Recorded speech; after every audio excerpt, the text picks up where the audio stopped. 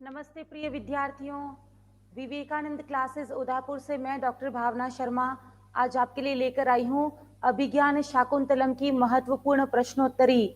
देखिए, अभिज्ञान शाकुंतलम को संस्कृत का सर्वश्रेष्ठ नाटक स्वीकार किया गया है और यह वह नाटक है जिसका सर्वाधिक भाषाओं में अनुवाद भी किया गया है। कालिदास की सर्वश्रेष्ठ रचना के रूप में भी हम अभिज्ञान शाकुंतलम को स्वीकार करते हैं। तो चलिए, इन मुख्य प्रश्नों के आधार पर हम देखेंगे कि अभिज्ञान शाकुंतलम का संपूर्ण सारांश क्या है। क्या वह महत्वपूर्ण प्रश्न है जो कि परीक्षा में निरंतर पूछे जा रहे हैं। चलिए स्टार्ट करते हैं अभिज्ञान शाकुंतलम की महत्वपूर्ण प्रश्नोत्तरी।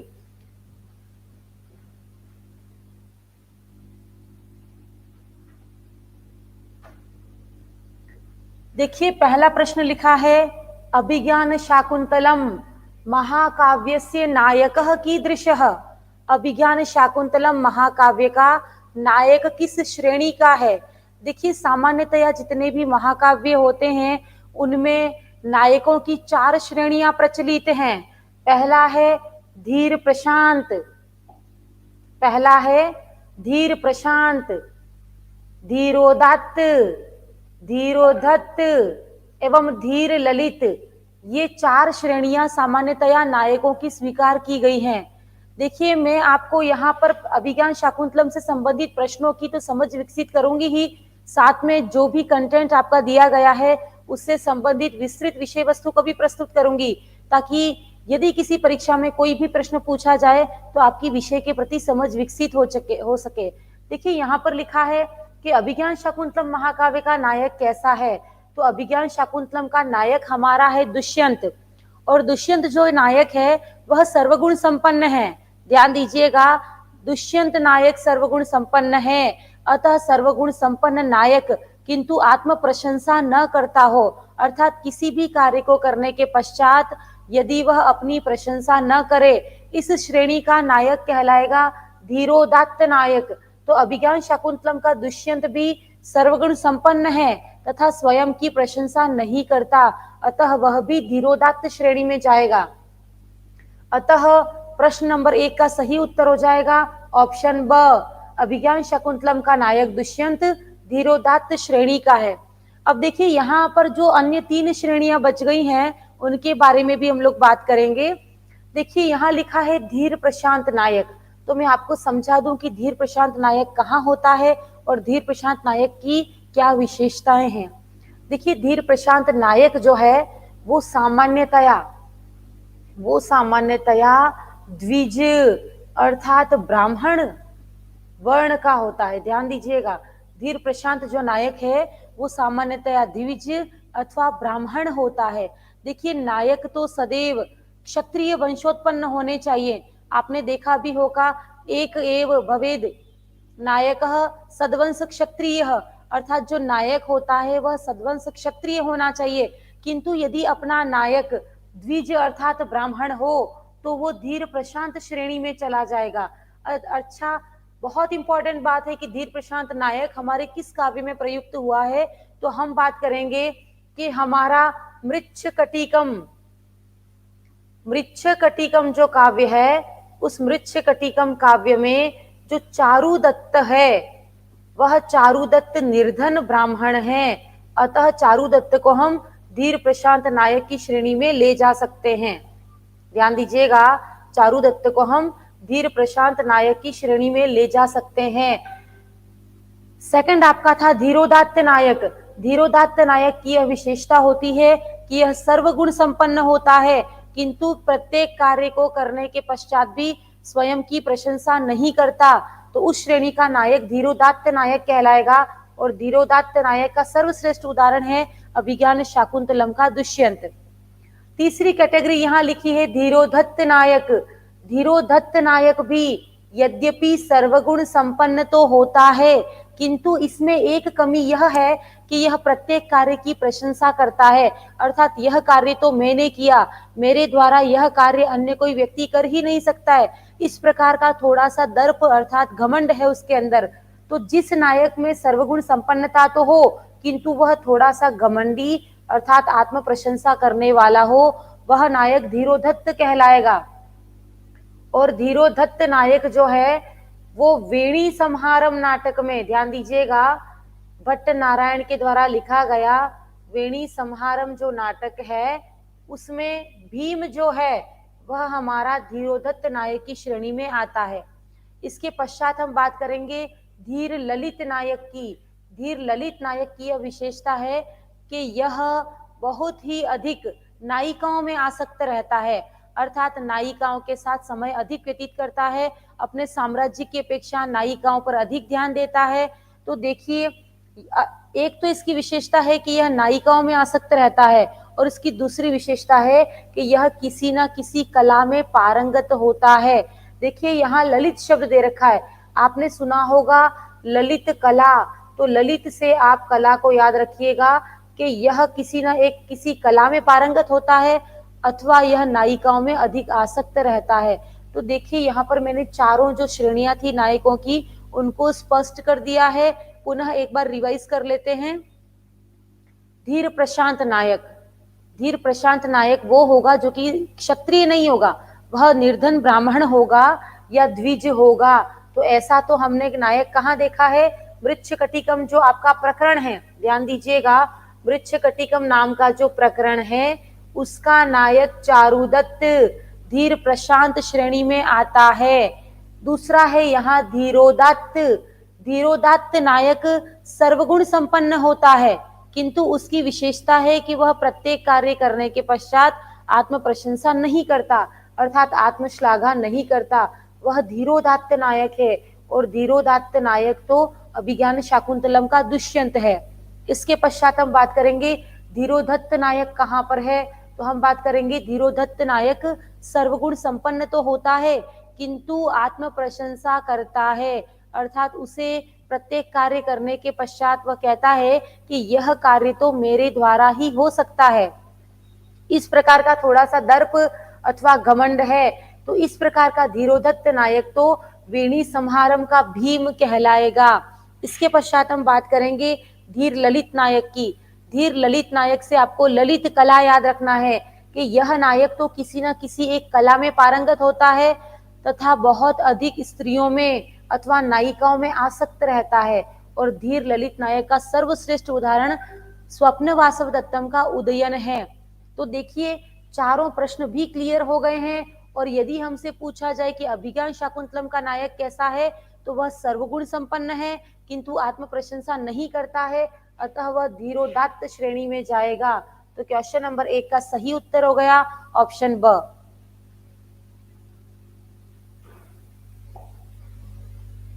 इसके पश्चात हम बात करेंगे नेक्स्ट क्वेश्चन की। नेक्स्ट क्वेश्चन है आपका अभिज्ञान शाकुंतलम महाकाव्यस्य आंग्ल भाषायाम अनुवादः केन कृतम। अभिज्ञान शाकुंतलम महाकाव्य का अंग्रेजी भाषा में अनुवाद किसने किया है। देखिए अभिज्ञान शाकुंतलम वह नाटक है जिसका कि सर्वाधिक भाषाओं में अनुवाद किया जा चुका है। तो यहाँ पर मुख्यतः 2 भाषाएं तो हमें याद ही रखनी है, एक तो अंग्रेजी भाषा और एक जर्मन भाषा। तो हमसे पूछा गया है कि अभिज्ञान शाकुंतलम महाकाव्य का आंग्ल भाषा में अनुवाद किसने किया। पहला ऑप्शन है शेक्सपियर महोदय, दूसरा ऑप्शन है गेटे महोदय, तीसरा ऑप्शन है विलियम जोन्स महोदय और चौथा ऑप्शन है मैक्स मूलर महोदय। तो याद रखना है कि विलियम जोन्स महोदय, विलियम जोन्स महोदय वह हैं जिन्होंने अभिज्ञान शाकुंतलम का अंग्रेजी में अनुवाद किया है। सर्वप्रथम अंग्रेजी भाषा में अनुवाद करने वाले व्यक्ति विलियम जोन्स महोदय ही हैं। और विलियम जोन्स महोदय ने अभिज्ञान शाकुंतलम के रचयिता अर्थात महाकवि कालिदास को भारत का शेक्सपियर भी कहा है। तो अंग्रेजी भाषा में अनुवाद करता सर विलियम जोन्स हैं। तो क्वेश्चन नंबर 3 का सही उत्तर हो जाएगा विलियम जोन्स महोदय। इसके पश्चात हम बात करेंगे नेक्स्ट प्रश्न की। महाभारत आश्रित नाटकम अस्ति। महाभारत आश्रित नाटक कौन सा है। निम्नांकित में से महाभारत आश्रित नाटक कौन सा है। देखिए ऑप्शन अ है रत्नावली, ऑप्शन ब है अभिज्ञान शाकुंतलम, ऑप्शन स है स्वप्न वासव दत्तम, ऑप्शन द है मालती माधवम। तो देखिए उपयुक्त चारों जो उदाहरण दे रखे हैं उसमें हमें ज्ञात है कि अभिज्ञान शाकुंतलम महाभारत के आदि पर्व से अवतरित है। जो स्टूडेंट इस क्लास का नोट्स बना रहे हैं वह बहुत अच्छे से लिखेंगे कि अभिज्ञान शाकुंतलम जो नाटक है वो महाभारत के, ध्यान दीजिएगा, महाभारत के आदि पर्व के शकुंतल उपाख्यान, शकुंतलोपाख्यान से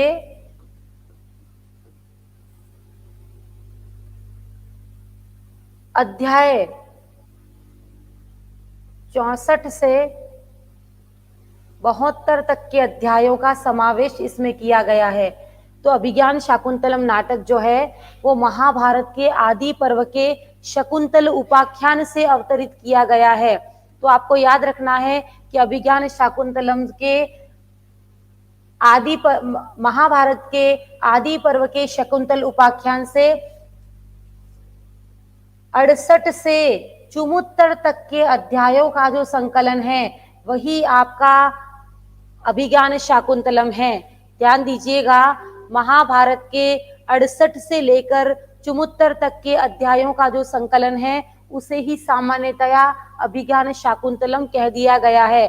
अतः हम निश्चित रूप से यह कह सकते हैं कि अभिज्ञान शाकुंतलम जो है वो महाभारत पर आधारित एक सर्वश्रेष्ठ नाटक है जो कि महाभारत के आदि पर्व से अवतरित किया गया है। इसके पश्चात हम बात करेंगे नेक्स्ट प्रश्न की। नेक्स्ट प्रश्न आपका है, कुपितः दुर्वासा ऋषि का प्रसन्नम कृतवती। कुपित दुर्वासा ऋषि को किसने प्रसन्न किया?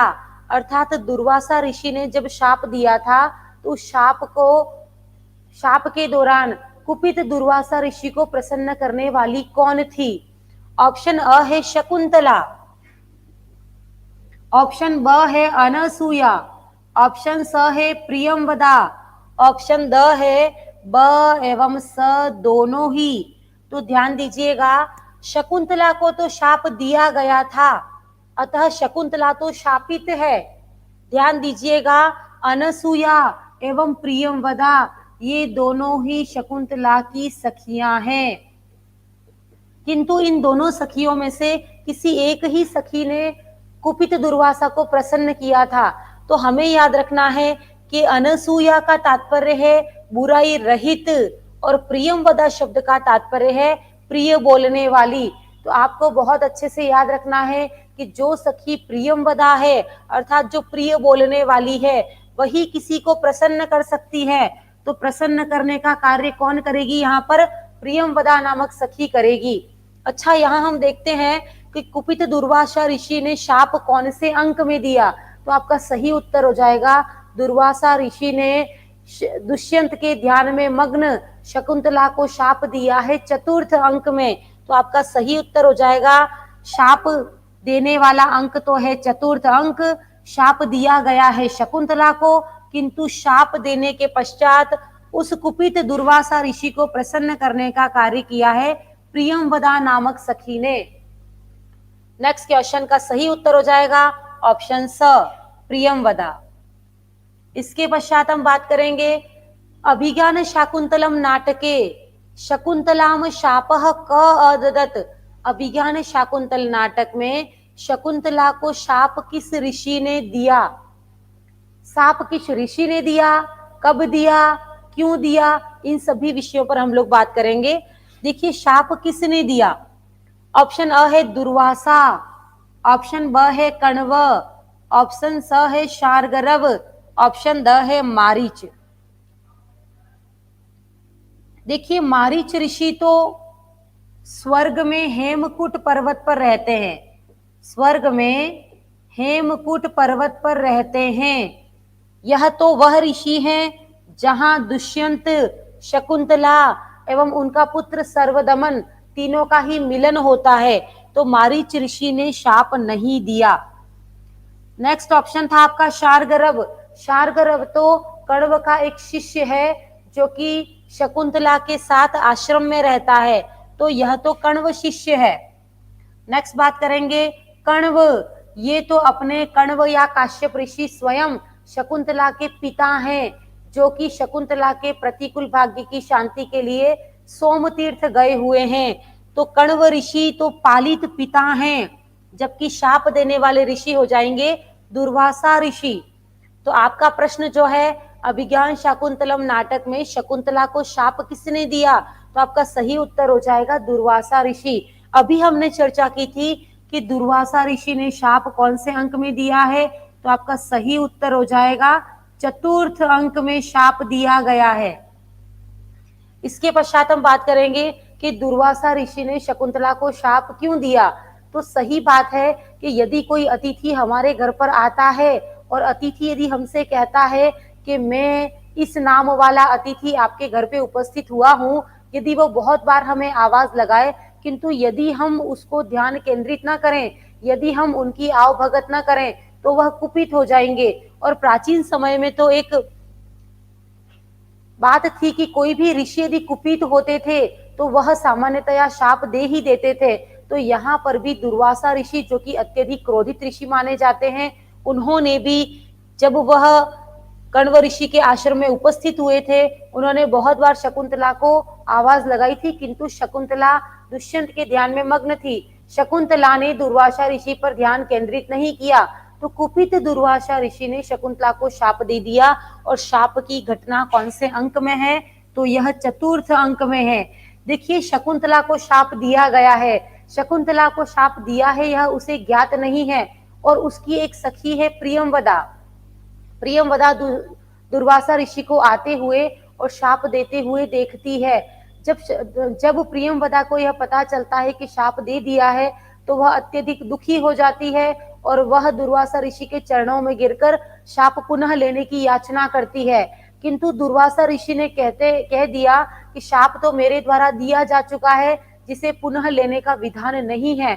अतः प्रियंवदा कहती है कि यदि इस शाप में कोई लघुता आ सकती है तो आप उसे अवश्य कीजिए, अर्थात शाप को थोड़ा सा रिलैक्स कीजिए।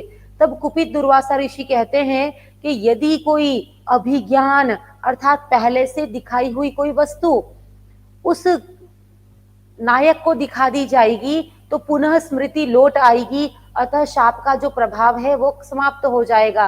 तो इस प्रकार शाप में शिथिलता लाने का कार्य किसके द्वारा किया गया था, प्रियंवदा नामक सखी के द्वारा, क्योंकि जो प्रिय बोलेगी वही शाप में लघुता लाएगी। इसके पश्चात हम बात करेंगे नेक्स्ट क्वेश्चन की। नेक्स्ट क्वेश्चन आपका है, दुष्यंतस्य मनः स्थितिम ज्ञातुम, दुष्यंत की मनः स्थिति को जानने के लिए मेनका काम प्रेषितवती, मेनका ने किसको भेजा। देखिए, यह घटना है अंक 5 की। अंक 5 में शकुंतला, शार्गरव, शारद्वत एवं गौतमी यह सभी हस्तिनापुर जाते हैं। और हस्तिनापुर दुष्यंत के यहाँ पर राजमहल में जाते हैं, क्योंकि शार्गरव, शारद्वत एवं गौतमी ये तीनों ही शकुंतला को अपने पति के घर पहुंचाने आए हैं।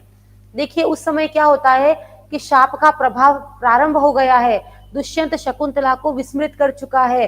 तो जैसे ही ये सब दुष्यंत के घर पर जाते हैं तो दुष्यंत कहता है कि मैं आपको नहीं पहचानता। तब शकुंतला रोने लगती है। शार्गरव, शारद्वत और गौतमी भी पुनः कण्व के आश्रम में लौट जाते हैं। दुष्यंत भी अपने राजभवन में चला जाता है। तब शकुंतला अत्यधिक दुखी है, वह रोने लगती है। तब शकुंतला की जो माँ थी, शकुंतला की जो माता थी मेनका, उन मेनका की एक सखी है, ध्यान दीजिएगा, मेनका की एक सखी है जिसका नाम है सानुमति। और वह सानुमति ज्योति के रूप में दुष्यंत के महल में आती है और शकुंतला को उठाकर स्वर्गलोक ले जाती है। ये पूरी विस्तृत विषय वस्तु है। तो हमसे पूछा था कि दुष्यंत की मनः स्थिति को जानने के लिए मेनका ने किसको भेजा। देखिए, मेनका जो कि शकुंतला की वास्तविक माता है, उन्होंने अपनी सखी अर्थात सानुमति को पृथ्वी तल पर भेजा है दुष्यंत के यहाँ, कि वो दुष्यंत की मन स्थिति जान सके कि क्या वो शकुंतला को वास्तविक रूप में अपनाना चाह रहा है या उसको स्मृति लोप हो गया है। तो शकुंतला को स्वर्गलोक ले जाने वाली सखी भी सानुमति है, जो दुष्यंत की मनस्थिति को जानकर शकुंतला को स्वर्गलोक ले जाती है और स्वर्गलोक ले जाकर वह शकुंतला को मारीच ऋषि के आश्रम में स्थापित कर देती है। अर्थात शकुंतला ने परित्याग के पश्चात का जीवन मारीच ऋषि के आश्रम में ही व्यतीत किया था। तो क्वेश्चन का सही उत्तर हो जाएगा कि मेनका ने अपनी सखी सानुमति को पृथ्वी तल पर भेजा था। नेक्स्ट क्वेश्चन हो जाएगा, दुर्वासा ऋषेः आगते शकुंतला कस्मिन् ध्यान मग्ना आसीत। जब दुर्वासा ऋषि आए थे तब शकुंतला किसमें ध्यान मग्न थी। देखिए, चतुर्थ अंक की घटना मैंने बहुत अच्छे से सुना दी है कि दुर्वासा ऋषि ने शाप दिया है चतुर्थ अंक में, और दुर्वासा ऋषि ने शाप क्यों दिया है इसका कारण भी मैंने आपको बता दिया है कि यदि कोई अतिथि किसी गृहस्थी के घर पर आता है और वो अंदर आने की अनुमति चाहता है और यदि हम उस पर ध्यान केंद्रित न करें तो उसका कुपित होना स्वाभाविक है। और इसी प्रकार कुपित दुर्वासा ऋषि ने शकुंतला को शाप दे दिया था चतुर्थ अंक में। तो हमसे यहाँ पूछा गया है कि दुर्वासा ऋषि के आने पर शकुंतला किसमें ध्यान मग्न थी। तो निसंदेह शकुंतला दुष्यंत में ध्यान मग्न थी, क्योंकि दुष्यंत जब शकुंतला से गंधर्व विवाह करने के पश्चात हस्तिनापुर जाते हैं। देखिए, दुष्यंत हस्तिनापुर के राजा हैं और दुष्यंत जब पुनः हस्तिनापुर जाते हैं तो जाने से पहले वह अपने नाम की अंकित अंगूठी, अर्थात एक अंगूठी पर जिस पर दुष्यंत लिखा है, उस अंगूठी को शकुंतला को देते हैं और शकुंतला से कहते हैं कि इस अंगूठी पर जितने वर्ण हैं, अर्थात जितने अक्षर हैं, उतने दिन ही तुम्हें मेरे बिना बिताने हैं। जैसे ही यह अक्षरों का अंत हो जाता है, अर्थात 3 या 4 दिन बीत जाते हैं, तो स्वाभाविक रूप से मैं तुम्हें लेने आऊंगा। तो 3-4 दिन बीत चुके हैं। शकुंतला काफी बहुत अधिक चिंता में है कि क्या होगा, क्या दुष्यंत मुझे लेने आएंगे, क्या मैं पति के घर जा पाऊंगी। तो शकुंतला बहुत ही अधिक चिंतित है, बहुत ही अधिक पीड़ा का अनुभव कर रही है और वह दुष्यंत में ध्यान मग्न है। तो वह जब यहाँ दुर्वासा ऋषि आए थे आश्रम में और अंदर आश्रम में प्रवेश करने की याचना कर रहे थे, तो शकुंतला दुष्यंत के ध्यान में मग्न थी। अतः शकुंतला को कण्व ऋषि के आने का आभास भी नहीं था, इसी कारण शाप दे दिया। तो यहाँ पर हम बात कर रहे हैं कि शकुंतला किस में ध्यान मग्न थी, तो आपका सही उत्तर हो जाएगा शकुंतला दुष्यंत में ध्यान मग्न थी।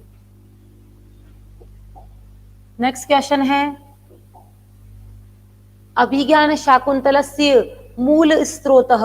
अभिज्ञान शाकुंतल नाटक का मूल स्रोत क्या है। देखिए, पहले भी बता दिया है कि अभिज्ञान शाकुंतलम जो नाटक है वह महाभारत के आदि पर्व का शकुंतल उपाख्यान से अवतरित किया गया है। अतः अभिज्ञान शाकुंतलम का मूल स्रोत महाभारत है और महाभारत का भी आदि पर्व का शकुंतल उपाख्यान है। नेक्स्ट क्वेश्चन है, शाकुंतल मंगलाचरणे कीदृशः शिवः वर्णितः। परीक्षा की दृष्टि से बहुत ही महत्वपूर्ण प्रश्न है यह कि अभिज्ञान शाकुंतलम का जो मंगलाचरण है उस मंगलाचरण में शिव वर्णित है और शिव के किस रूप का वर्णित है।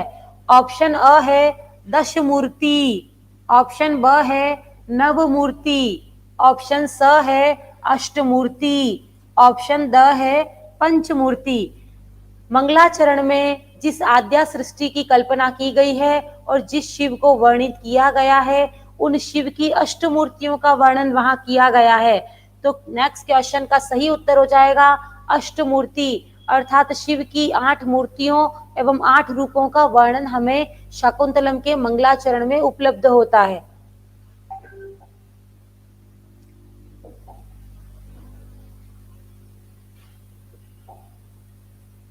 इसके पश्चात हम बात करेंगे अभिज्ञान शाकुंतल का नांदी पाठ में वर्णित आद्या सृष्टि कौन है। देखिए, मंगलाचरण में तो शिव की अष्टमूर्तियों का वर्णन है, जबकि अब हम बात कर रहे हैं नांदी पाठ की। देखिए, किसी भी नाटक का प्रारंभ नांदी पाठ से होता है। देखिए नाटक जो है वह सामान्यतया भगवान नटराज अथवा शिव को समर्पित होते हैं। ध्यान दीजिएगा, नांदी पाठ जो हैं उनका संबंध नाटक से कैसे है उसकी स्पष्ट व्याख्या मैं यहाँ करने वाली हूँ कि जितने भी नाटक होते हैं उनका जो देव है वो है नटराज, और नटराज जो है वह वास्तव में शिव का नृत्यरत भंगिमा है। शिव जो नृत्य कर रहे हैं वो उसकी मुद्रा को हम नटराज कहते हैं। तो हम बात कर रहे हैं कि जो शिव हैं उनकी नृत्यरत जो स्वरूप है उसी को नटराज कहते हैं। और ये जो जितने भी नाटक हैं ये भगवान शिव को समर्पित होते हैं। तो भगवान शिव को समर्पित जितने भी नाटक हैं उनका प्रारंभिक जो शांति पाठ जिसे हम कह सकते हैं उसी को नांदी पाठ भी कहा गया है। और नाटकों का प्रारंभ तो नांदी पाठ से होता है किंतु नाटकों का अंत भरत वाक्य से होता है। परीक्षा की दृष्टि से अति महत्वपूर्ण प्रश्न है, ध्यान दीजिएगा। किसी भी नाटक का प्रारंभ, ध्यान दीजिएगा, नाटक का प्रारंभ तो हो जाएगा नांदी पाठ से, जबकि किसी भी नाटक का अंत जो है वो हो जाएगा भरत वाक्य से। तो यहां हम वही बात कर रहे हैं कि अभिज्ञान शाकुंतलम का जो नांदी पाठ है वह भी प्रारंभ होता है भगवान शिव से, किंतु उसमें वर्णित है आद्या सृष्टि, अर्थात संपूर्ण सृष्टि की कल्पना यहाँ पर की गई है। और ये जो आद्या सृष्टि है उस आद्या सृष्टि में किस तत्व का वर्णन किया गया है? ऑप्शन अ है पृथ्वी, ऑप्शन ब है जल, ऑप्शन स है अग्नि तथा ऑप्शन द है वायु। तो अभिज्ञान शाकुंतलम के नांदी पाठ में वर्णित आद्या सृष्टि में जिसका वर्णन किया गया है वह तत्व जल है। तो क्वेश्चन का सही उत्तर हो जाएगा जलम। ध्यान दीजिएगा, नाटक का प्रारंभ नांदी पाठ से एवं अंत भरत वाक्य से।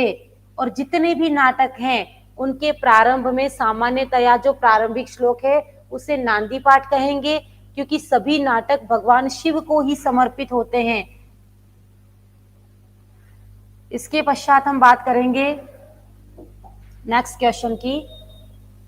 अभिज्ञान शाकुंतल नाटक में विदूषक का नाम क्या है? अभिज्ञान शाकुंतल नाटक में विदूषक का नाम क्या है? देखिए विदूषक कौन सा पात्र होता है, विदूषक क्या कार्य करता है, इसके बारे में भी हम चर्चा करेंगे। देखिए नाटक का वह पात्र जो कि नाटक में थोड़ा सा हास्य उत्पन्न करने के लिए जिस पात्र की नियुक्ति की जाती है वह विदूषक कहलाता है। विदूषक सामान्यतया वह पात्र है जो कि नायक नायिका की छोटे मोटे जो झगड़े हो जाते हैं उन झगड़ों में सुलह करवाने का कार्य करता है और कभी कभी पात्रों को हंसा देता है। तो ऐसा जो नटखट सा पात्र है वही विदूषक कहलाता है।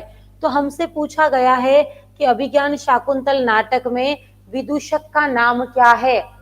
ऑप्शन अ है मैत्रेय, ऑप्शन ब है मांडव्य, ऑप्शन स है माणवक, ऑप्शन द है गौतम।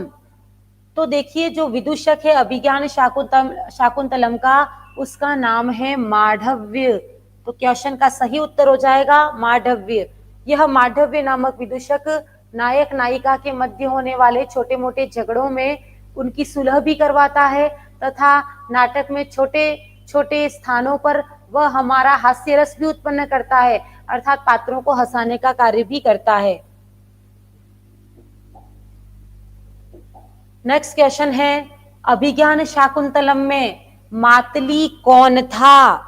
अभिज्ञान शाकुंतलम में मातली नामक पात्र कौन है? ऑप्शन अ है दुष्यंत का पुरोहित, ऑप्शन ब है दुष्यंत का सेनापति, ऑप्शन स है इंद्रस्य सारथी अर्थात इंद्र का सारथी, ऑप्शन द है कण्वस्य शिष्य। तो देखिए यहाँ मातली जो पात्र है वो इंद्र का सारथी है, मातली जो है वो इंद्र का सारथी है।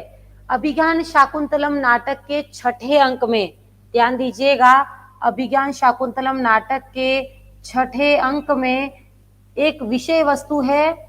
उस विषय वस्तु के अंतर्गत स्वर्ग में देवासुर संग्राम होने वाला है और उस देवासुर संग्राम में देवताओं की तरफ से युद्ध को लड़ रहे हैं भगवान इंद्र। और इंद्र इस समय थोड़े से आशंकित हैं। इंद्र कहते हैं कि पृथ्वी पर जो दुष्यंत है, जो अत्यंत पराक्रमी राजा है, यदि वह भी मेरे साथ मिल जाए तो हम दानवों को पराजित कर पाएंगे। तो हमारे जो इंद्र देवता हैं वो इंद्र अपने मातली नामक सारथी को पृथ्वी पर भेजते हैं और यह मातली नामक सारथी दुष्यंत को संदेश देता है कि देवासुर संग्राम में इंद्र ने आपको स्वर्गलोक बुलाया है। नाटक 6 में यह अंक 6 में यह मातली पृथ्वी तल पर आकर दुष्यंत को संदेश देता है तथा अंक 7 में दुष्यंत स्वर्ग में जाकर देवासुर संग्राम को लड़ते हैं और उस देवासुर संग्राम में इंद्र एवं दुष्यंत की विजय होती है। तो यहाँ हम बात कर रहे थे कि मातली कौन है, तो सही उत्तर हो जाएगा मातली है इंद्र का सारथी और यह हमें पहली बार दिखाई देता है अंक 6 में। नेक्स्ट क्वेश्चन है अभिज्ञान शाकुंतलस्य नायकः कः। अभिज्ञान शाकुंतलम नाटक का नायक कौन है? ऑप्शन अ है योगंधरायणः, ऑप्शन ब है दुष्यंतः, ऑप्शन स वसंतकः, ऑप्शन द उदयनः। अब देखिए अभिज्ञान शाकुंतलम जो नाटक है उसका नायक है दुष्यंत और दुष्यंत जो है वह पुरु वंश का, ध्यान दीजिएगा, दुष्यंत जो है वह पुरु वंश का प्रतापी राजा है और यह हस्तिनापुर का राजा माना गया है। हस्तिनापुर इसका क्षेत्राधिकार अर्थात राज्य है। तो अभिज्ञान शाकुंतलम नाटक का नायक हो जाएगा दुष्यंत जो कि धीरोदात्त श्रेणी का है। ध्यान दीजिएगा, धीरोदात्त श्रेणी का है अर्थात यह सर्वगुण संपन्न है तथा अपनी आत्म प्रशंसा स्वयं नहीं करता। तो सर्वश्रेष्ठ कैटेगरी का नायक है दुष्यंत जिसकी की कैटेगरी है धीरोदात्त। इसके पश्चात हम बात करेंगे सर्वदमनः कस्य नाटकस्य पात्रमस्ति। सर्वदमन किस नाटक का पात्र है? देखिए ऑप्शन अ है अभिज्ञान शाकुंतलम, ऑप्शन ब है उत्तर रामचरितम, ऑप्शन स है प्रतिमा नाटकस्य, ऑप्शन द है अभिषेक नाटकस्य। तो सर्वदमन जो है वह शकुंतला एवं दुष्यंत का पुत्र है जिसका जन्म मारीच ऋषि के आश्रम में स्वर्गलोक में हुआ है। तो देखिए ये जो सर्वदमन है वही भविष्य में भरत बनता है और उस भरत के नाम पर ही हमारे भारत का नाम रखा गया है। तो यह सर्वदमन दुष्यंत एवं शकुंतला का पुत्र है जो कि अभिज्ञान शाकुंतलम का एक पात्र है।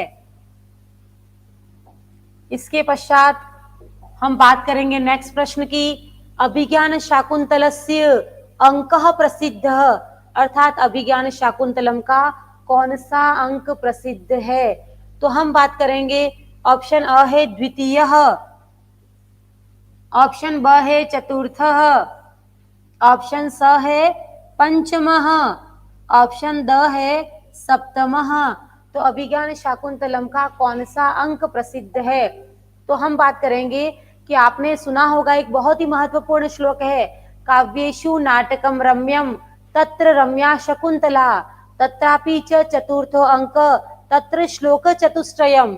अर्थात संपूर्ण साहित्य में सर्वश्रेष्ठ विधा नाटक है और नाटकों में भी अभिज्ञान शाकुंतलम सर्वश्रेष्ठ है और अभिज्ञान शाकुंतलम में भी चतुर्थ अंक सर्वश्रेष्ठ है।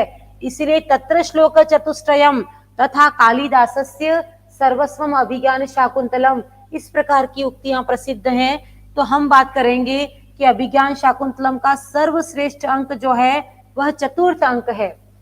देखिए चतुर्थ अंक को महत्वपूर्ण कहने के बहुत सारे रीजन हैं।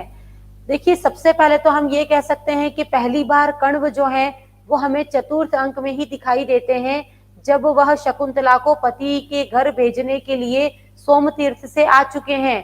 अब वो जो कण्व हैं वह पहली बार अपनी बेटी को विदाई दे रहे हैं। तो यहाँ बहुत ही मार्मिक दृश्य उपस्थित हो गया है जो कि सामान्यतया नाटकों का सर्वश्रेष्ठ माना जाता है।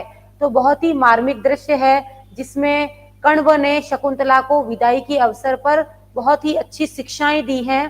तो यहाँ पर मार्मिक दृश्य उपस्थित हुआ है। इसके साथ ही हम देखेंगे कि चतुर्थ अंक में शकुंतला की विदाई के अवसर पर जितनी भी प्रकृति है वो सभी शकुंतला को कुछ ना कुछ उपहार प्रदान कर रही है। तो हम कह सकते हैं कि प्रकृति का सर्वाधिक मानवीकरण भी हमें चतुर्थ अंक में दिखाई देता है। संपूर्ण नाटक में जो मुख्य घटनाएं हैं, जैसे कि दुर्वासा ऋषि द्वारा शकुंतला को शाप देना इत्यादि घटनाएं भी चतुर्थ अंक में हैं। इसी कारण अभिज्ञान शाकुंतलम का चतुर्थ अंक अन्य अंकों की अपेक्षा विशिष्ट माना जाता है। तो आपका सही उत्तर हो जाएगा अभिज्ञान शाकुंतलम का चतुर्थ अंक काव्यात्मक एवं नाट्यशास्त्रीय दृष्टिकोण से सर्वश्रेष्ठ है। इसके पश्चात हम बात करेंगे अभिज्ञान शाकुंतलस्य कस्मिन् अंके कण्वः शकुंतलाम उपदिशति। अभिज्ञान शाकुंतलम के किस अंक में कण्व ने शकुंतला को उपदेश दिया? ध्यान दीजिएगा, कण्व ऋषि अर्थात पालित पिता द्वारा शकुंतला को उपदेश कौन से अंक में दिया गया? तो देखिए, ऑप्शन अ है द्वितीय, ऑप्शन ब है तृतीय, ऑप्शन स है चतुर्थे और ऑप्शन द है पंचमे। तो हम बात करेंगे कि शकुंतला जब अपने पति के घर अर्थात हस्तिनापुर जा रही है, उस समय कण्व ऋषि अर्थात पालित पिता द्वारा शकुंतला को उपदेश दिया गया है। तो शकुंतला को उपदेश चतुर्थ अंक में दिया गया है उसकी विदाई के अवसर पर। इसके पश्चात हम बात करेंगे शकुंतलायाः अंगुलीयकम कुत्र प्रभ्रष्टम, अर्थात शकुंतला की अंगूठी कहाँ गिर गई थी? देखिए, जब शकुंतला अपने पति के घर अर्थात हस्तिनापुर जा रही थी, तो उस समय वह नाव के माध्यम से, नाव के मार्ग से हस्तिनापुर जा रही थी। उस समय शकुंतला ने जैसे ही अपना हाथ पानी में डाला, तो उस जल के वेग के प्रवाह के कारण वो पानी इतना तेज था कि उसमें शकुंतला के हाथ से अंगूठी गिरकर निकल गई थी। तो हमसे वही पूछा है कि शकुंतला की अंगूठी कहाँ गिरी? ऑप्शन अ है मार्गे अर्थात मार्ग में, ऑप्शन ब है शची तीर्थे, ऑप्शन स है प्रभास तीर्थे और ऑप्शन द है कण्व आश्रम में। तो देखिए, किसी नदी में गिर गई थी और नदी को यहाँ कहेंगे शची तीर्थे, शची तीर्थ नामक नदी में गिर गई थी। तो आपका सही उत्तर हो जाएगा ऑप्शन ब शची तीर्थे।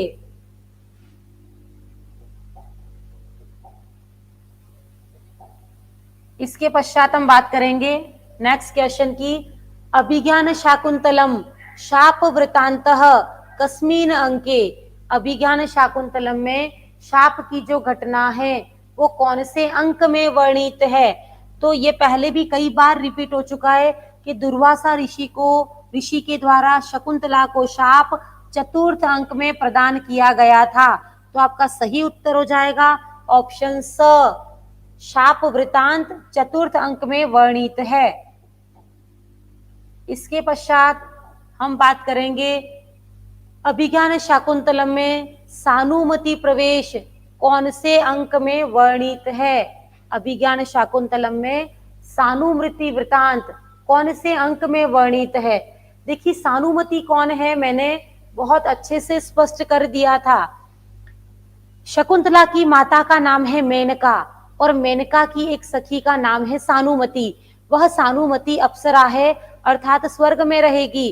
तो जैसे ही शकुंतला का परित्याग हो जाता है, अर्थात दुष्यंत जब शकुंतला का परित्याग कर देता है, तो शकुंतला बहुत अधिक चिंतित है, बहुत अधिक पीड़ित है।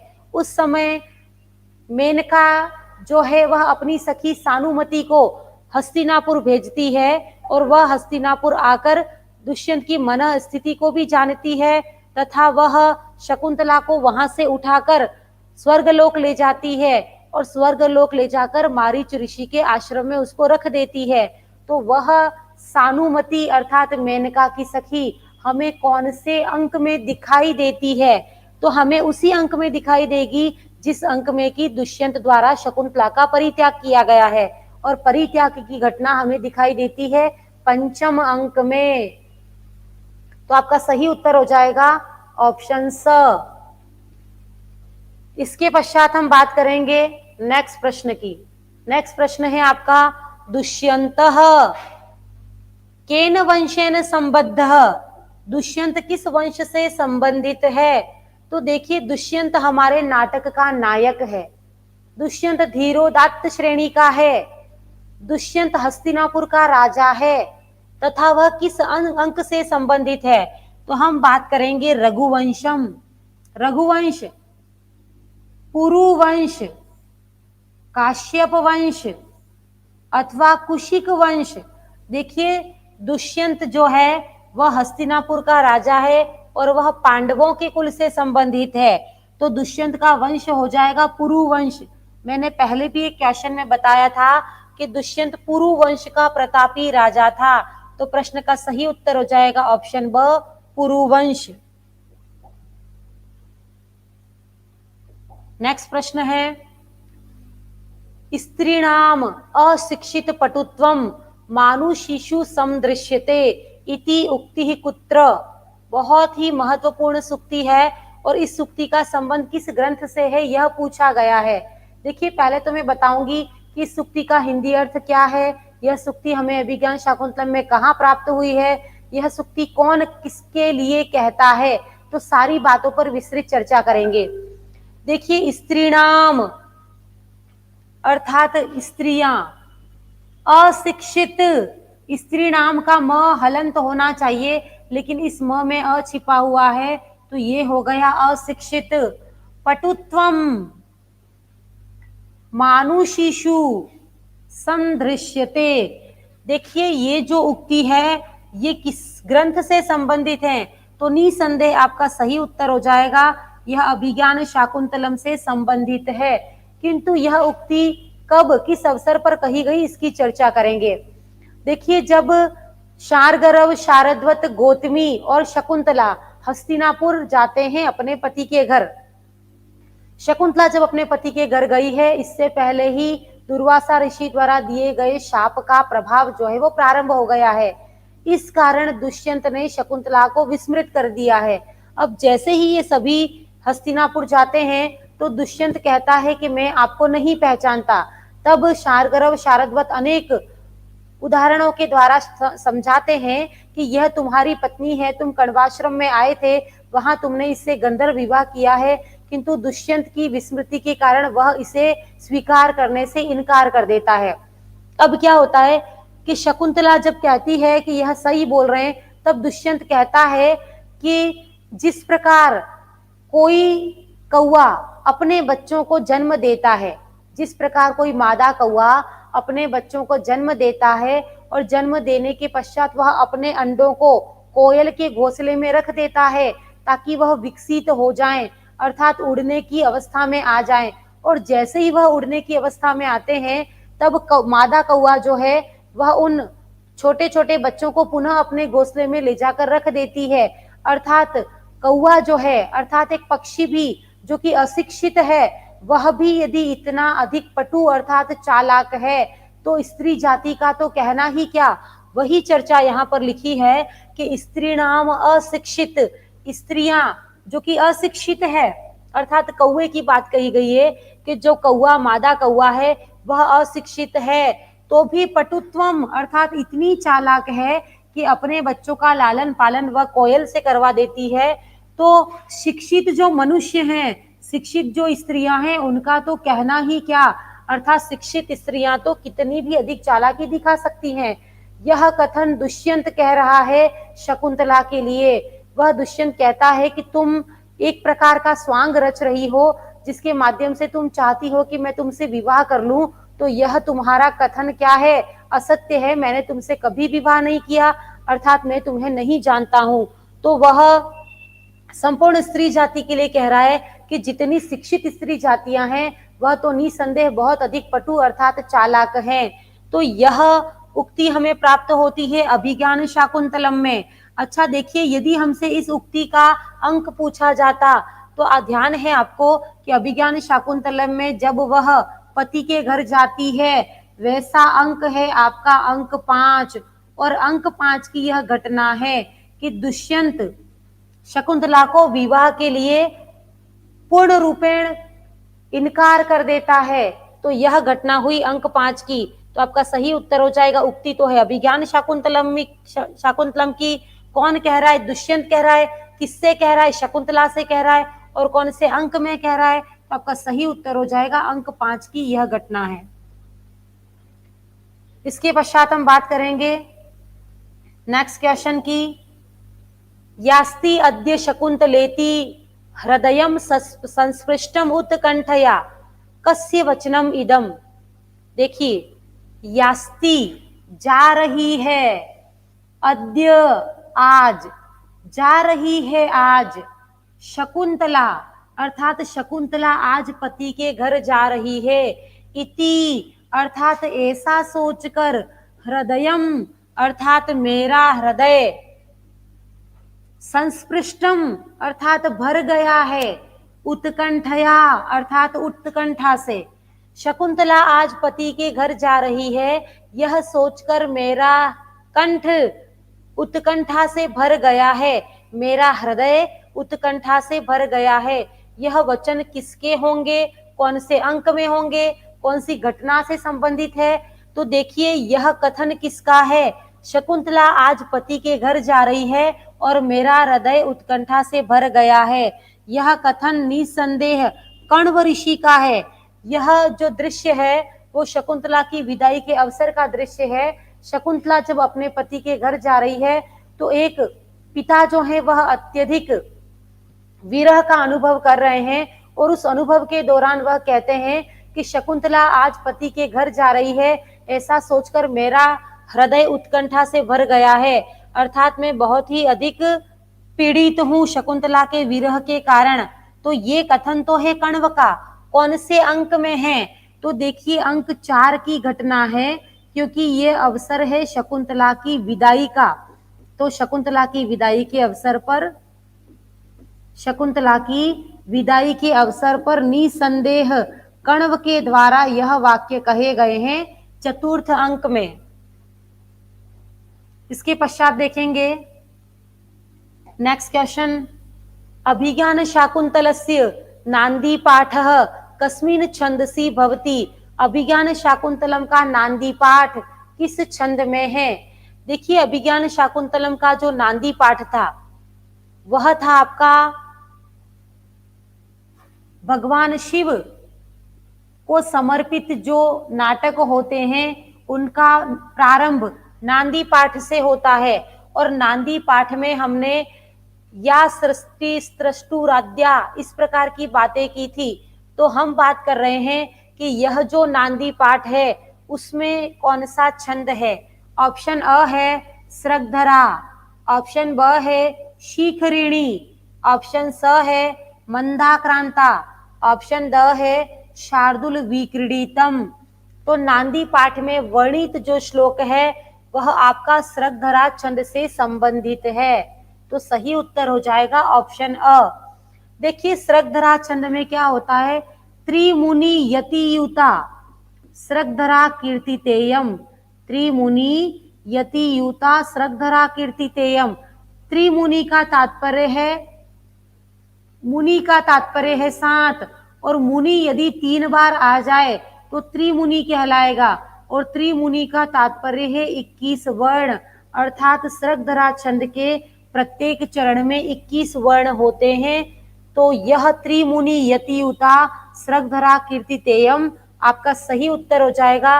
अभिज्ञान शाकुंतलम के नांदी पाठ में सृगधरा छंद है। इसके पश्चात हम बात करेंगे नेक्स्ट क्वेश्चन की। शकुंतलायाः पालक पिता, शकुंतला के पालित पिता कौन है? वह कौन से पिता हैं जिन्होंने शकुंतला को पाला है? तो देखिए, शकुंतला जो है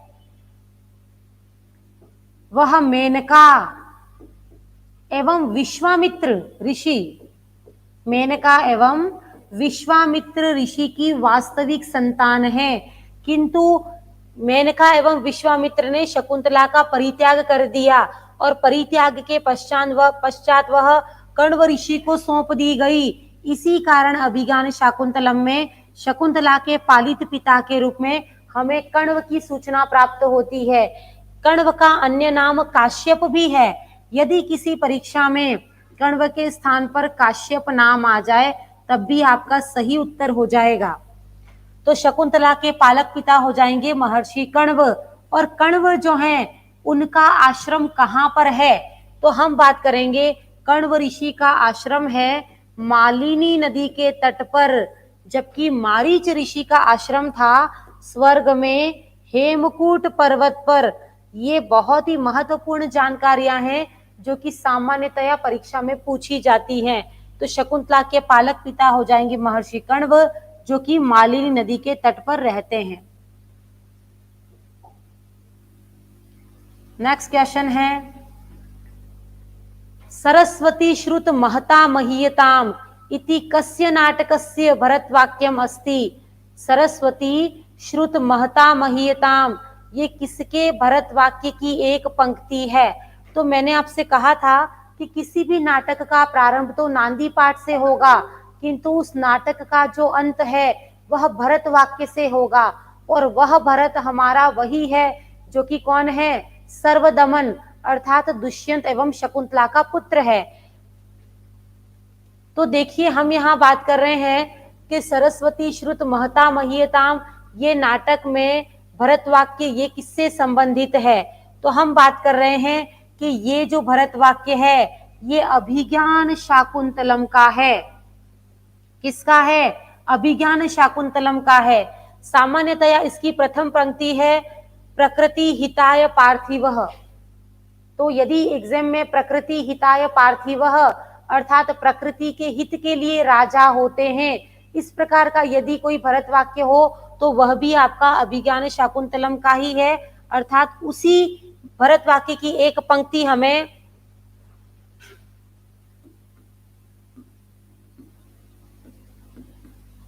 प्रकृति हिताय पार्थिवः, यह पंक्ति देकर भी हमसे पूछा जाता है कि यह किसके भरत वाक्य की एक पंक्ति है।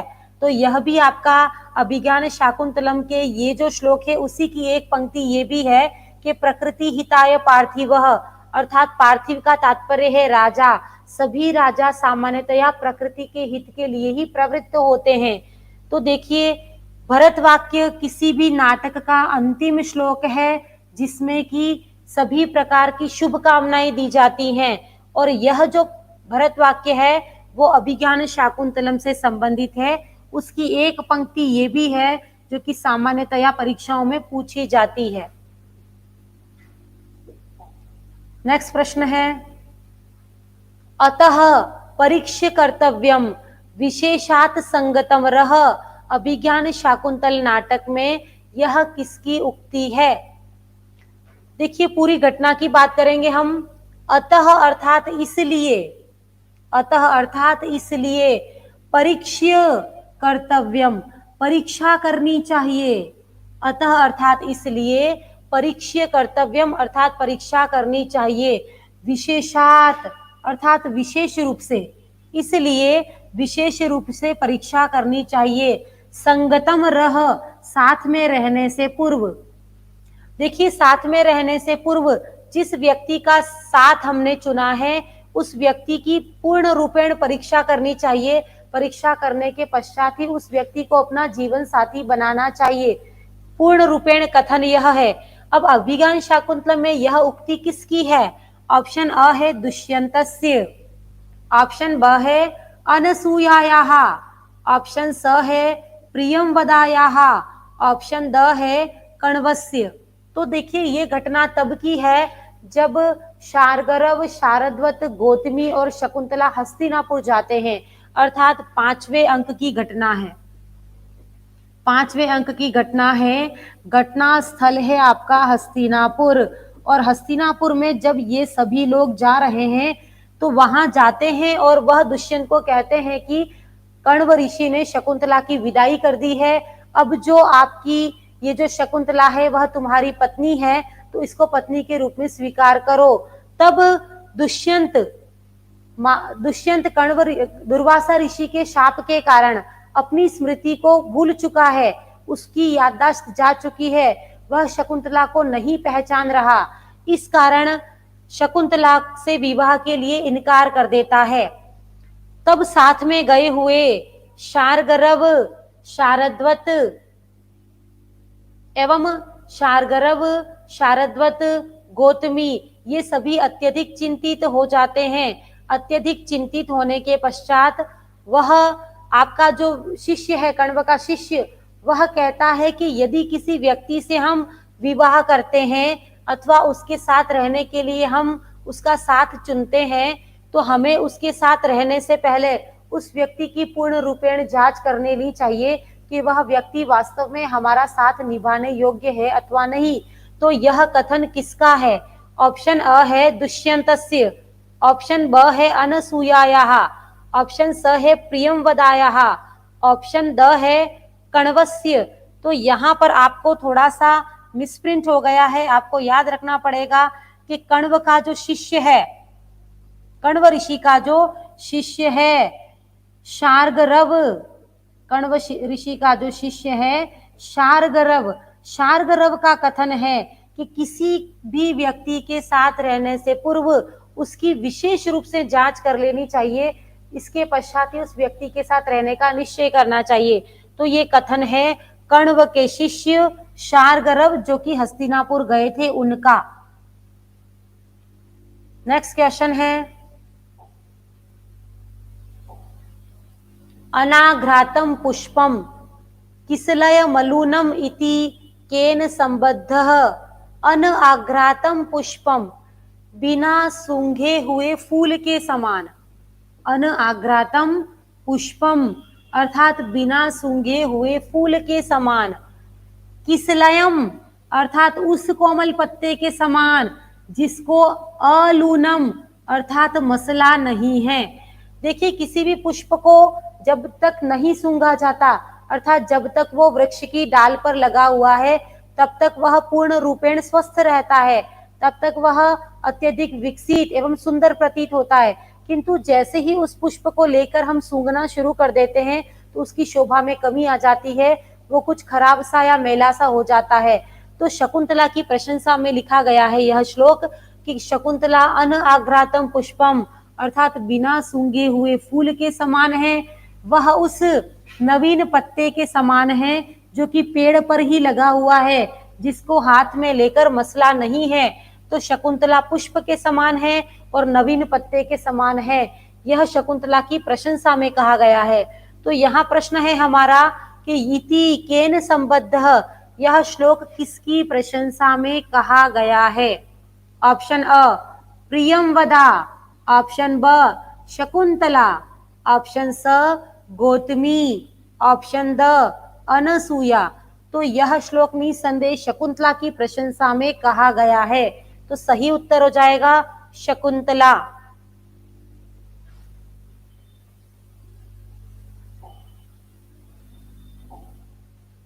नेक्स्ट प्रश्न है किमिव हि मधुराणाम मंडनम नाकृतीनाम इति केन संबद्धः? किमिव हि मधुराणाम मंडनम नाकृतीनाम इति केन संबद्धः? ये श्लोकांश जो है वो किस ग्रंथ से संबंधित है? ऑप्शन अ है उत्तर रामचरितम, ऑप्शन ब है मालती माधवम, ऑप्शन स है अभिज्ञान शाकुंतलम, ऑप्शन द है विक्रमोर्वशीयम। तो देखिए संपूर्ण जो सुक्ति है उसकी चर्चा करेंगे तो अपने आप ही विषय वस्तु स्पष्ट हो जाएगी। किमहि मधुराणाम मंडनम आकृति नाम। देखिए सामान्यतया इस ये जो पूरा श्लोक है उसी को मैं समझाना चाहूंगी।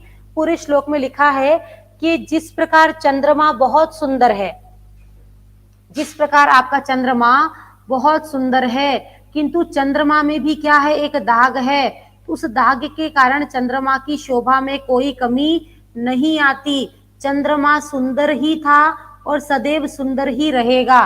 जिस प्रकार कोई कमल का फूल है, ध्यान दीजिएगा, जिस प्रकार कोई कमल का फूल है वह बहुत सारे कीचड़ से घिरा हुआ रहता है, कीचड़ से घिरे हुए रहने के उपरांत भी उस कमल की शोभा में कोई कमी नहीं आती। कमल सुंदर ही था पहले भी और कीचड़ से युक्त होने पर भी सुंदर ही रहेगा। उसी प्रकार शकुंतला की प्रशंसा करते हुए कहा है कि शकुंतला यद्यपि बहुत ही सुंदर है, किंतु उसने वल्कल वस्त्र धारण कर रखे हैं। वल्कल वस्त्र का तात्पर्य है जिस प्रकार साधु सन्यासी वस्त्र धारण करते हैं, वैसे ही गेरुआ रंग के अर्थात नारंगी रंग के वस्त्र शकुंतला ने ऋषियों जैसे धारण कर रखे हैं। शकुंतला के पास किसी भी प्रकार का सौंदर्य प्रसाधन एवं गहने एवं उचित वस्त्र नहीं है जो कि इसकी शोभा में वृद्धि करें, किंतु शकुंतला का वास्तविक सौंदर्य इतना अच्छा है कि शकुंतला का जो ये गेरुआ रंग का वस्त्र है वह भी शकुंतला के सौंदर्य में वृद्धि कर रहा है। अर्थात कहने का तात्पर्य है कि जो वस्तु वास्तव में सुंदर है उसके साथ यदि कोई बुराई भी लगी हुई है तो वो बुराई भी उस वस्तु का आभूषण बन जाती है। अर्थात शकुंतला ने जो गेरुआ वस्त्र पहना है वह गेरुआ वस्त्र भी शकुंतला के सौंदर्य में वृद्धि करता है, कमी नहीं करता। तो यहाँ पर पूछा गया है कि ये श्लोक कहाँ से है, तो हम बात करेंगे अभिज्ञान शाकुंतलम से है और यहाँ शकुंतला की प्रशंसा की गई है। तो सही उत्तर हो जाएगा अभिज्ञान शाकुंतलम।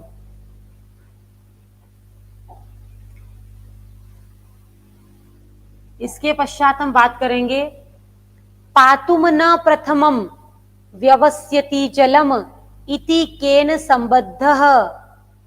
पातुम न प्रथमम व्यवस्यति जलम इति केन संबद्धः। यह श्लोक किस ग्रंथ से संबंधित है? तो देखिए यह जो श्लोक है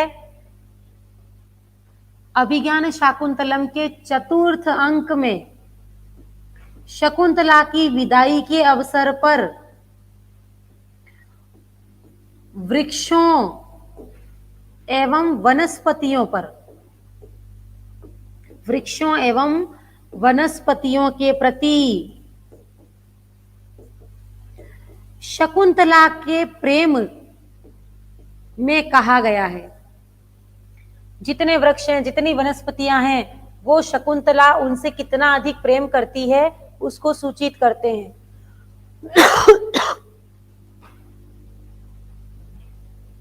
पातुम का तात्पर्य है नहीं पीती थी।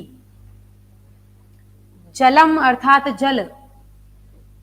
शकुंतला कभी भी जल पहले नहीं पीती थी। अर्थात जैसे ही शकुंतला अपनी दिनचर्या प्रारंभ करती थी वह सबसे पहले पेड़ पौधों को पानी पिलाती थी, वह कभी भी स्वयं जल नहीं पीती थी। तो यह संपूर्ण घटना चौथे अंक की है। विदाई के अवसर पर सभी वृक्ष जब शकुंतला के प्रति कृतज्ञता ज्ञापित करते हैं, उसी समय कण्व ऋषि भी कहते हैं कि शकुंतला आज अपने पति के घर जा रही है। हे वृक्षों, आप भी शकुंतला को आशीर्वाद दीजिए, क्योंकि यह वही शकुंतला है जो आपको जल पिलाए बिना कभी भी जल नहीं पीती थी। तो हमसे पूछा गया है कि ये पंक्तियां कहाँ से संबंधित हैं, तो आपका सही उत्तर हो जाएगा ये पंक्तियां अभिज्ञान शाकुंतलम ग्रंथ से संबंधित हैं। शकुंतला की विदाई के अवसर पर मार्मिक दृश्य में इसका वर्णन किया गया है। इसके पश्चात हम बात करेंगे तेजोद्वयस्य युगपद व्यसनोदयाभ्याम लोको नियम्यतः कस्य कथनम। तेजोद्वयस्य युगपद व्यसनोदयाभ्याम लोको नियम्यत, यह किसका कथन है? देखिए संपूर्ण विषय वस्तु आपको समझाना चाहूंगी। शकुंतला के पालित पिता अर्थात महर्षि कण्व शकुंतला के प्रतिकूल भाग्य की शांति के लिए सोमतीर्थ गए हुए हैं, क्योंकि उन्हें पहले से आभास था कि शकुंतला के जीवन में बहुत बड़ी विषम परिस्थितियां आने वाली हैं। तो सोमतीर्थ गए हुए कण्व ऋषि को अचानक से आकाश भाषित अर्थात आकाशवाणी होती है और उन्हें पता चलता है कि शकुंतला ने गंधर्व विवाह कर लिया है दुष्यंत से, तथा शकुंतला गर्भवती है। तो इस सूचना को सुनकर महर्षि कण्व जो कि सोमतीर्थ गए हुए हैं, वह पुनः कण्व के आश्रम में आ जाते हैं और अपने आश्रम में आकर अत्यधिक चिंतित हैं कि शकुंतला ने किस प्रकार विवाह कर लिया, अब गर्भवती है, अब किस प्रकार शकुंतला को पति के घर भेजा जाए। तो बहुत ही चिंतित जो पिता हैं उनको कण्व शिष्य यानी अपने ही शिष्य द्वारा समझाया जाता है। क्या समझाया जाता है? देखिए, कण्व का शिष्य जो है वो कहता है कि तेजोद्वयस्य, जिस प्रकार दो तेज मिलकर, तेजोद्वयस्य अर्थात जिस प्रकार दो तेज मिलकर, कौन से दो तेज हैं? सूर्य और चंद्र। सूर्य और चंद्र नामक दो तेज मिलकर जिस प्रकार युगपद यानी एक साथ ही व्यसनोदयाभ्याम अर्थात उदय और अस्त होते रहते हैं, जिस प्रकार सूर्य और चंद्र स्वतः ही नियमानुसार उदय और अस्त होते रहते हैं और संपूर्ण लोक को नियमन करते हैं, अर्थात संपूर्ण संसार की गतिविधियों को बनाए रखते हैं। जिस प्रकार सूर्य और चंद्र नामक दो तेज उदय और अस्त इन क्रियाओं के द्वारा संपूर्ण संसार को नियमित करते हैं, उसी प्रकार कण्व का शिष्य कहता है कि उसी प्रकार शकुंतला के गर्भ में जो शिशु है, शकुंतला के गर्भ में जो शिशु है, वह शिशु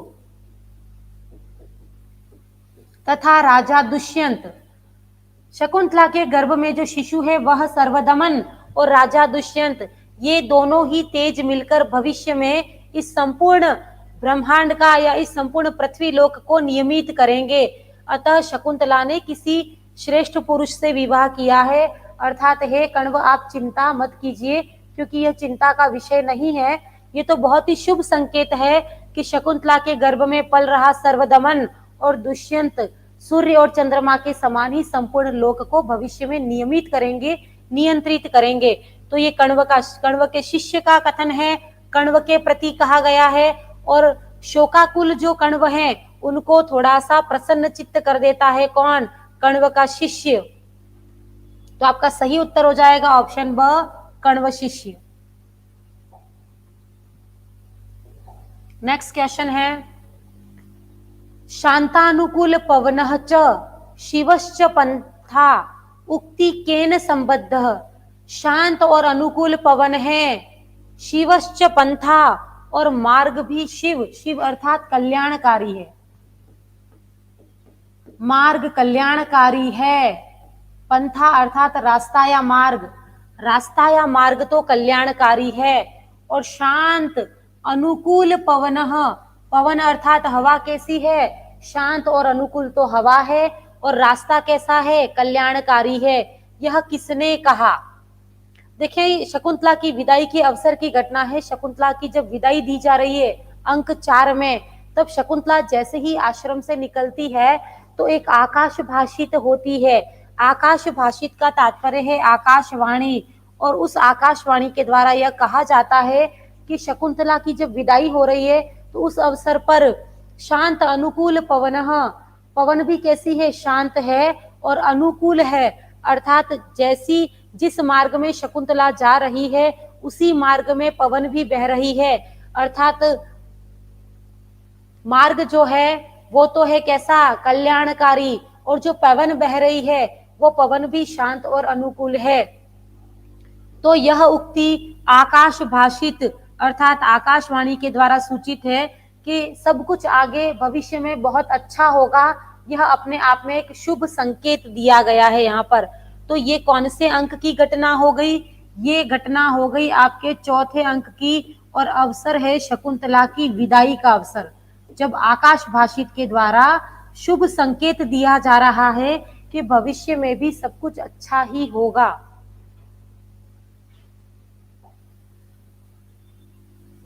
इसके पश्चात हम बात करेंगे अभिज्ञान शाकुंतलम में परित्याग के पश्चात शकुंतला कहाँ रही।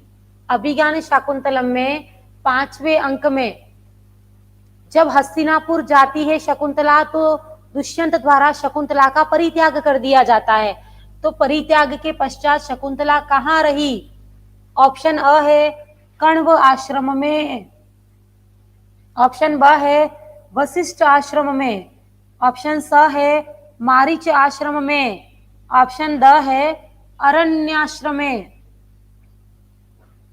शकुंतला की जब परित्याग हो जाता है तो वहां पर शकुंतला की जो माता है मेनका, उस मेनका की सखी है सानुमति, और सानुमति पंचम अंक में आकर शकुंतला को स्वर्ग ले जाती है, और स्वर्ग ले जाकर वह शकुंतला को मारीच ऋषि के आश्रम में स्थापित कर देती है, और गर्भवती शकुंतला मारीच ऋषि के आश्रम में ही अपने पुत्र सर्वदमन को जन्म देती है।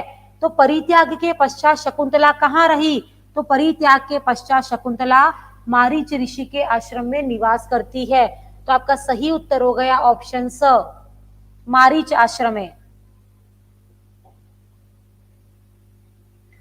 इसके पश्चात हम बात करेंगे नेक्स्ट क्वेश्चन की, अभिज्ञान शाकुंतलम कतमे अंके मुद्रिका प्राप्ति ही भवती। अभिज्ञान शाकुंतलम में कौन से अंक में मुद्रिका प्राप्त हुई? ऑप्शन अ है पंचवें, पांचवें अंक में। ऑप्शन ब है, ऑप्शन अ था पंचवें अर्थात पांचवें अंक में। ऑप्शन ब था षष्ठे अर्थात छठे अंक में। ऑप्शन स था सप्तमें अर्थात सातवें अंक में। ऑप्शन द था चतुर्थे अर्थात चतुर्थ अंक में। तो अभिज्ञान शाकुंतलम में कौन से अंक में मुद्रिका प्राप्ति हुई? देखिए, मुद्रिका कहाँ घूमी थी, मुद्रिका कहाँ पथभ्रष्ट हो गई थी? तो हम बात करेंगे कि मुद्रिका गिरने का स्थल तो था आपका शची तीर्थ। शची तीर्थ में मुद्रिका गुम गई थी। अब ये हमसे पूछते हैं कि कौन से अंक में मिली, तो मुद्रिका मिलती है हमें छठे अंक में। छठे अंक में मुद्रिका की प्राप्ति होती है, और मुद्रिका की प्राप्ति होने के पश्चात हमारा जो नायक है दुष्यंत, वह अत्यधिक चिंतित है, अत्यधिक पश्चाताप कर रहा है कि मैंने शकुंतला से विवाह किया और शकुंतला का परित्याग कर दिया, अब पता नहीं शकुंतला किस अवस्था में होगी। तो यदि हमसे पूछा जाए दुष्यंत का विरह एवं पश्चाताप कहाँ वर्णित है, तो भी आंसर आपका हो जाएगा छठा अंक, क्योंकि मुद्रिका मिलने के पश्चात दुष्यंत की पुनः स्मृति आ जाती है और वह अत्यंत ही विरह और पश्चाताप का अनुभव करता है। तो आपका सही उत्तर हो जाएगा षष्ठे अंके अर्थात छठे अंक में।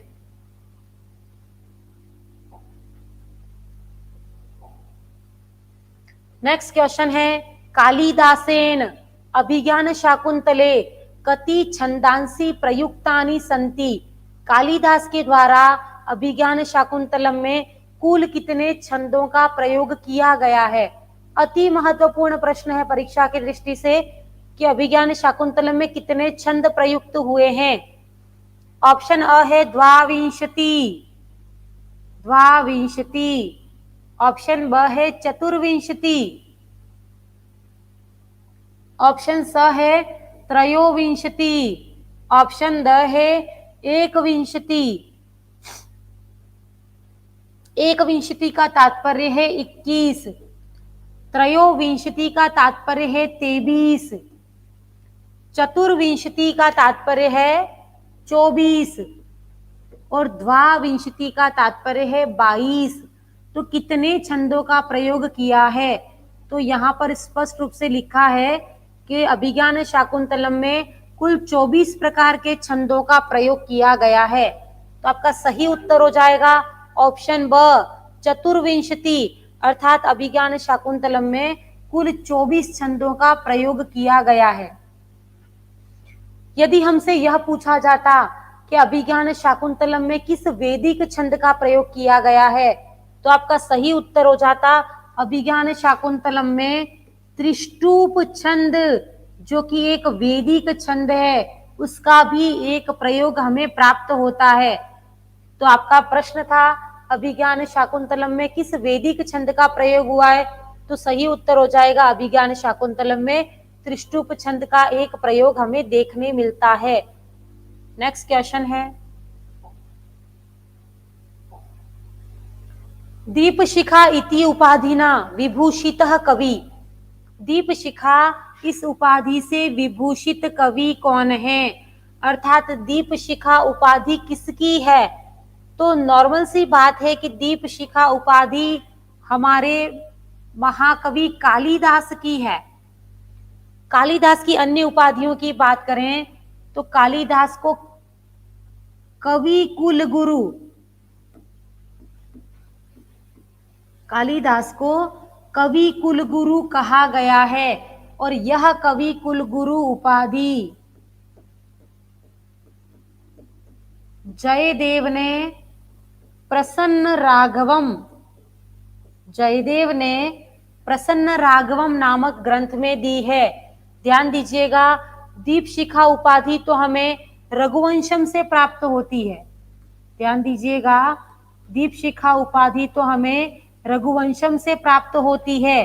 रघुवंशम महाकाव्य के 6ठे सर्ग के 67वें श्लोक में दीपशिखा उपाधि दी गई है, जबकि कवि कुलगुरु यह उपाधि जयदेव के द्वारा दी गई है। तो आपकी महत्वपूर्ण उपाधियों की चर्चा भी यहाँ पर हो जाती है। इसके पश्चात हम बात करेंगे नेक्स्ट प्रश्न की। नेक्स्ट प्रश्न है, कालिदासेन दीपशिखा शब्देन का उपमिता। कालिदास के द्वारा जो दीपशिखा उपाधि दी गई थी, उस दीपशिखा शब्द से किसका संकेत प्राप्त होता है? तो कालिदास के द्वारा जो दीपशिखा अर्थात दीपक की शिखा कहा गया है, वह कौन है? दीपशिखा उपाधि कालिदास ने किस नायिका को दी थी? ऑप्शन अ है अनसुया, ऑप्शन ब है प्रियंवदा, ऑप्शन स है इंदुमती तथा ऑप्शन द है सानुमती। देखिए, इन चारों नायिका में हमसे पूछा गया है कि दीपशिखा उपाधि किसे प्रदान की गई थी। तो आपका सही उत्तर हो जाएगा कि दीपशिखा उपाधि दी गई थी इंदुमती को। और इंदुमती कहाँ है?